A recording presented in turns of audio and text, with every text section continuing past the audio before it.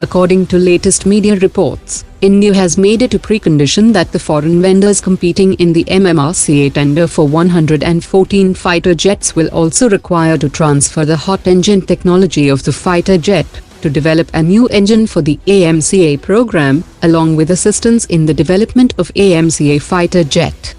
Dassault Aviation has also offered to integrate French avionics and air-to-air systems into the AMCA program, and has shown interest in being a system integrator of the AMCA, which can be done at its Dassault Reliance Aerospace Limited facility in India.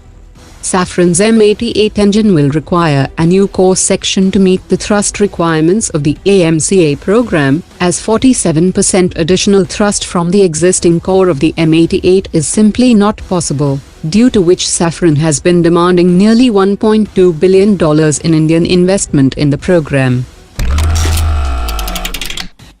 The Strategic Force Command of the Indian Army has conducted a night test of the Agni-II surface-to-surface intermediate-range ballistic system. The Agni-II, carrying a payload of around 1,000 kilograms, has a range of over 2,000 kilometers, and the strike range could also be increased to 3,000 kilometers depending upon the payload. The Indian Air Force is set to finalize the procurement of 2 types of armed drones, and discussions are ongoing to finalize the $400 million deal for 10 HeronTP drones from Israel, and to procure 10 India-specific Predator B drones from the US, which can carry up to 1.7 tons of external stores including sensors and anti-tank guided systems, which gives it a greater flexibility in diverse number of operations. The keel-laying ceremony of 2 50-ton bollard pull tugs was conducted at Hindustan Shipyard Limited, which is scheduled to be delivered by August 2020. The keels for the next 2 tugs of the series will be laid by the end of November. The tugs are capable of developing a pull of 50 tons and can operate at a speed of 12 knots.